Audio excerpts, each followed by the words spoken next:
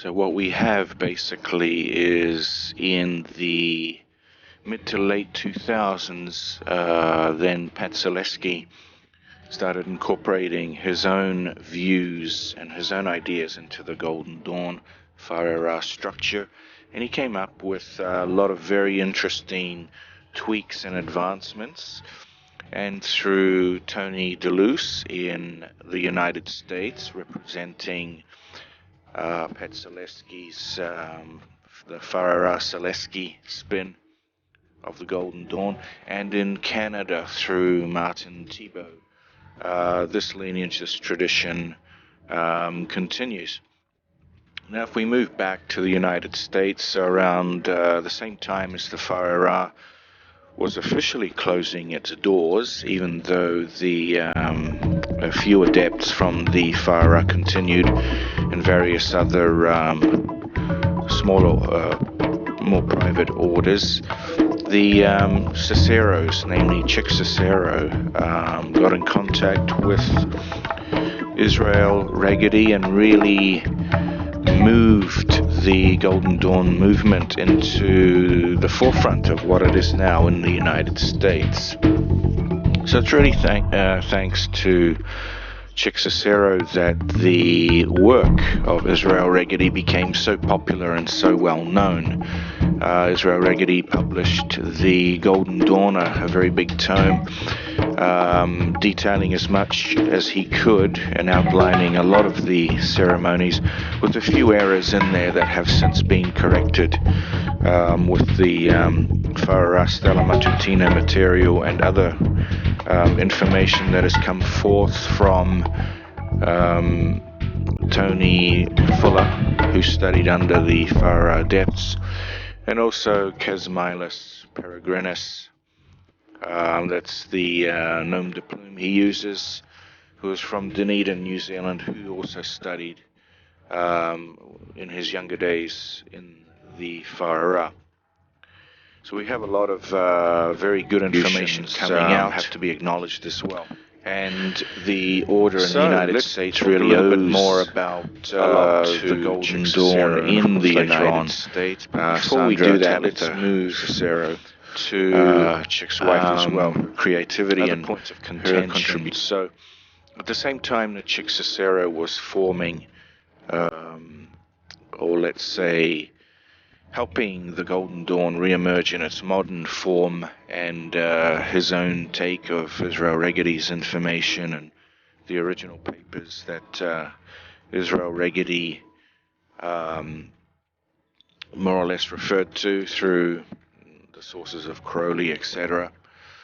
A few errors did result in some interesting implements. For example, one of the wands was incorrectly described in Regedi's notes, and out of error came a very beautiful wand. We'll discuss that a little bit more. Now, the importance of lineage, some people are trying to still link themselves as being the direct link to Mathers. Let me make one thing perfectly clear. Nobody has a direct lineage link to Mathers' original Golden Dawn. And it doesn't really matter either, because the groups that have formulated since then have really advanced the teachings in many ways. And in some ways, of course, some people are being very pretentious and have made false claims as to their actual abilities, but it's a moot point now. What I'm trying to say is that all the groups, whether in the United States or New Zealand or Australia or in Europe now, have no direct link, okay, but they are drawing from the same sources of information, okay. Now we have David Griffin. I like David. I've had some very interesting and creative and fun conversations with him. He definitely has a very vivid imagination, which is good. I think they could have used a lot of his creativity on the set of Lord of the Rings or the Hobbit series, for example. Now, he lays claim to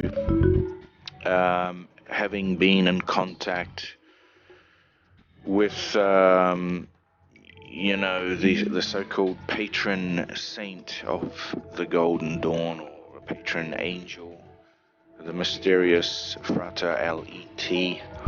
The same source that Mathers claimed to have inspired him in writing a lot of the rituals.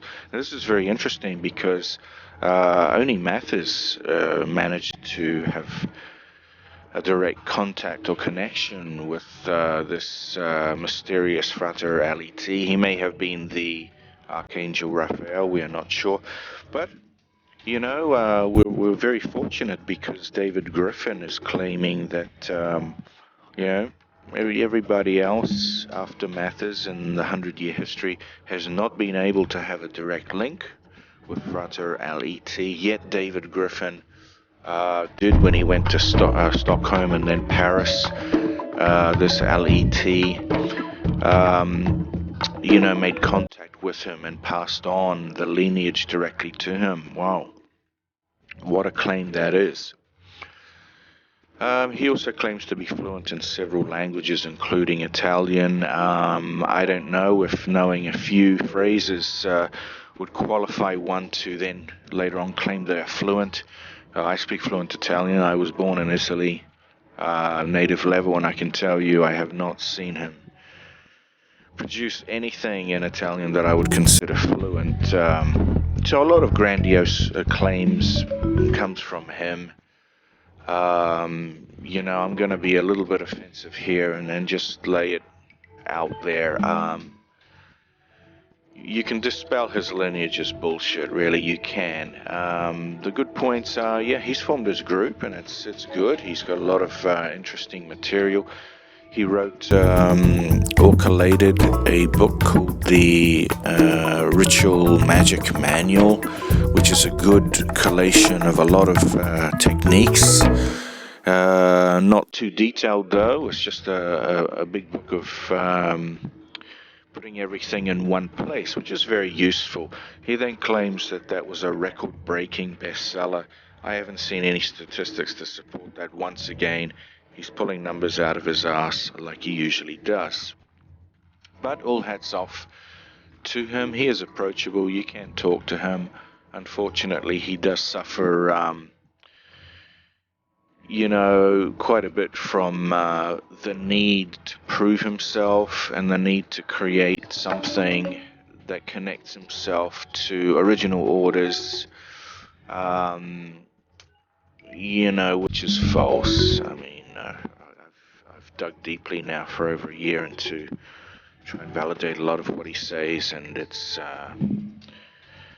just doesn't add up, okay? It just does not add up. Also, you have to be really wary of people that like to self-promote themselves too much and flaunt titles, Imperator of the Golden Dawn. There is no the Golden Dawn. There are various groups.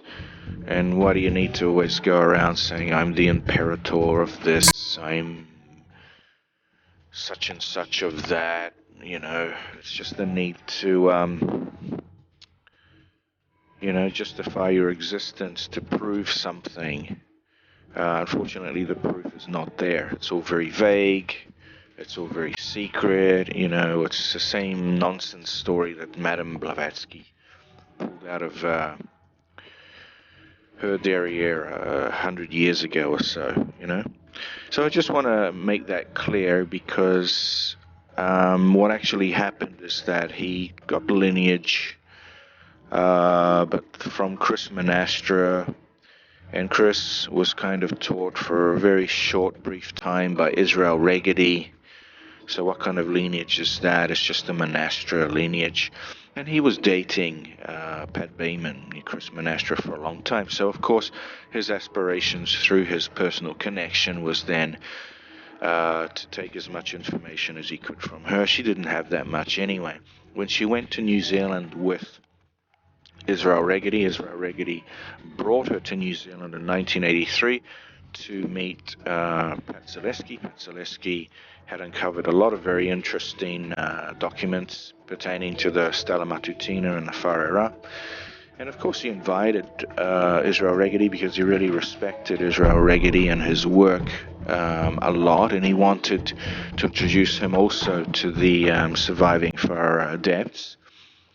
And while Israel and Chris was there, of course, out of respect, Pat Zaleski offered to initiate or give an honorary initiation to Pat Bayman, which is Chris Monaster, to the 6=5 degree, out of respect to Israel Regedi, although she did not complete any of the formal requirements for the grade. So that's just an example. It's an honorary degree like you would get from a university. It doesn't mean you're an expert in the subject, so to speak, but it's just recognizing your contribution to the field.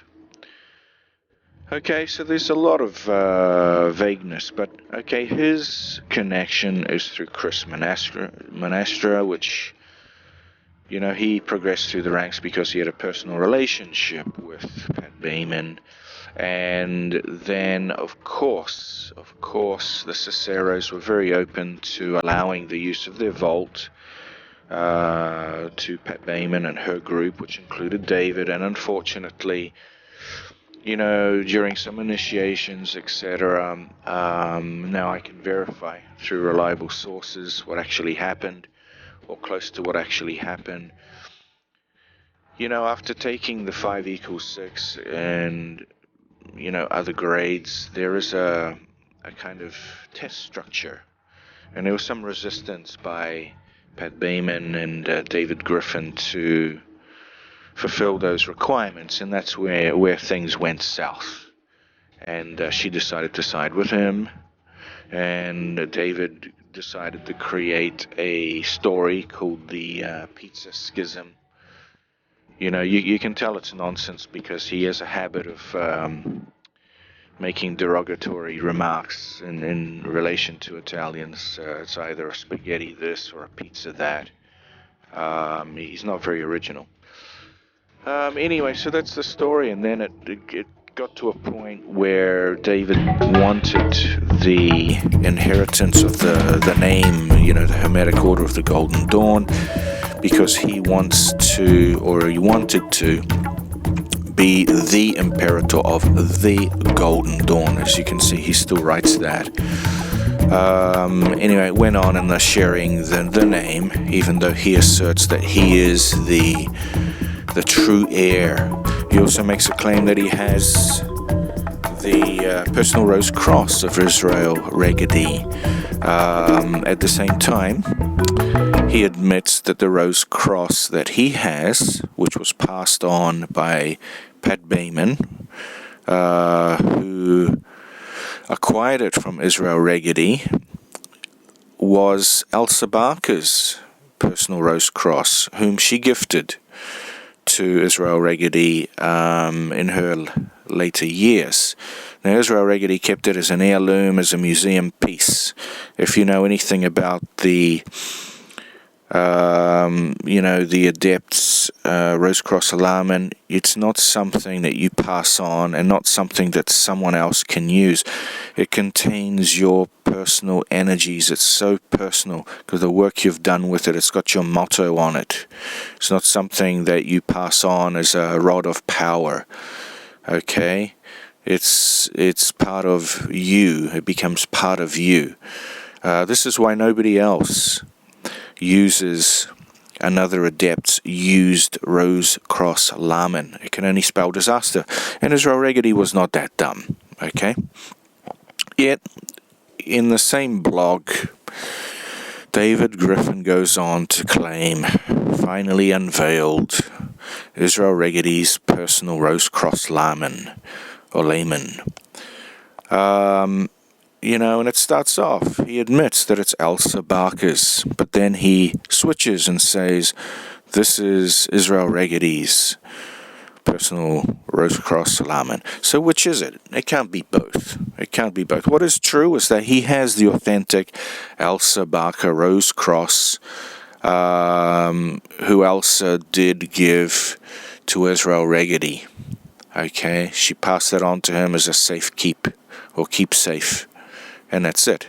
His personal Rose-Cross Lamen is missing, like his lotus wand, although it is believed to have been passed on to the late Chris Hyatt, the lotus wand, that is. A lot of his other memorabilia and ritual tools were stolen, unfortunately, so a lot of things are missing. Alright, I just wanted to make that clear, because there's a lot of nonsense being published out there still. And no one has the direct lineage claim. No one is the sole inheritor of anything, okay? So all these temples are equally valid in their own right as modern Golden Dawn temples. The people, the students that were taught by Farah Adepts have a more valid claim in that lineage, the Stella Matutina Golden Dawn version, which is in New Zealand, and I've got a rich history there. The ones in the United States through Chick Cicero have their own equal valid claim through Israel Regedi, even though Israel Regedi, of course, has no right, or had no right to give warrants, and he admits that. It doesn't matter. He still is a living connection that goes to Crowley and Crowley to Mathers. So the link is there. Okay, so let's leave it at that. Now what we have are the modern groups, and there's nothing wrong with other people forming their own temples. There's enough, basically all the information of the outer order available, and one can make their own version for spiritual growth, their own temple. Nothing wrong with that at all. The only thing that is contentious and pretentious is someone claiming that they are the sole heir, they are the rightful heir to the Mathers lineage. That is hogwash. Okay, and that is a sign that you should stay away from an individual that is that deluded. Okay, so that's all I wanted to say. I wanted to make that clear. I'm independent. I do not belong to any of the current modern Golden Dawn temples, so I can say that as an independent source. Alright, now let's move on to, like I mentioned, the history and development of the Golden Dawn in the United States.